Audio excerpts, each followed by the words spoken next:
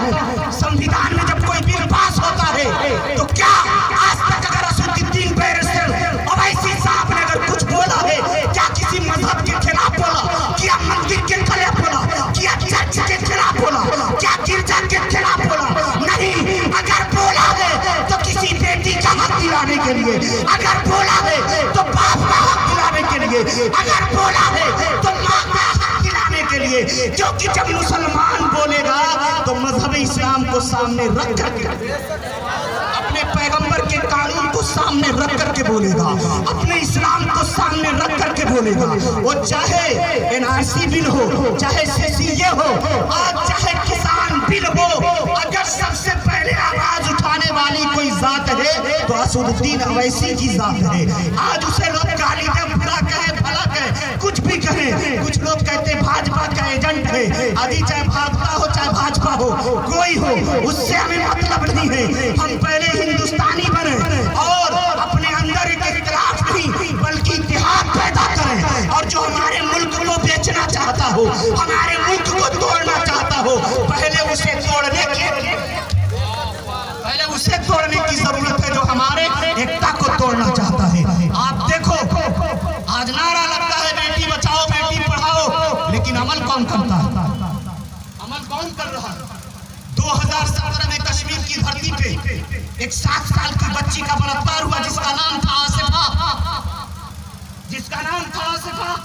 अल्लाह की कसम, अगर उसी वक्त बलात्कारियों को फांसी दे दी गई होती तो कोई आसाराम या रामपाल पैदा नहीं पैदा होता। ये बलात्कारी कभी पैदा नहीं होते। कहाँ मर गए वो नारा लगाने वाले बेटी बचाओ बेटी पढ़ाओ? कहाँ उनका देहांत हो गया?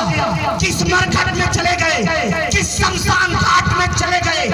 जब हाथरस का कांड हो रहा है, बच्ची का रेप करके उसकी आंख को फोड़ दिया गया, उसकी जबान को काट दी गई, उसकी कमर की हड्डी को तोड़ दी गई। बताओ ऐ मुसलमानों, उस बाप के दिल पे क्या गुजरा होगा जब उसकी बेटी का बलात्कार करके, जला करके, उसकी आंखों को फोड़ करके, उसकी गर्दन को तोड़ करके, उसकी कमर की हड्डी को तोड़ करके जला दिया गया। उस माँ के दिल पे क्या गुजरा होगा, बाप के दिल पे क्या गुजरा होगा? उसके बाद हाथरस का दूसरा कांड हुआ, एक बच्ची पढ़ने जा रही है तो कुछ लोग छेड़ रहे हैं। उसके भाई ने जब ऑब्जेक्शन किया तो उसके भाई को गोलियों से भून दिया गया। कहाँ मर गए बेटी पढ़ाओ बेटी बचाओ का नारा लगाने वाले? अल्लाह की कसम, अगर मनीषा जिसका बलात्कार करके जला दिया गया हाथरस में, अगर उन लोगों को रोड पे खड़े करके ऑन द स्पॉट अगर शूट कर दिया जाता तो दूसरा कोई बलात्कारी पैदा होने का नाम कभी पैदा होने का नाम नहीं लेता। और आज है कमजोर मुसलमानों, आज तुम्हारी एक बच्ची मरी जिसने दिन दहाड़े वीडियो बना करके नदी के अंदर छलांग लगा दी है। आपको पता है साबरमती नदी में कूदने वाली बच्ची कौन है? उस आयशा ने जान दे दी। क्यों जान दी उस आयशा ने?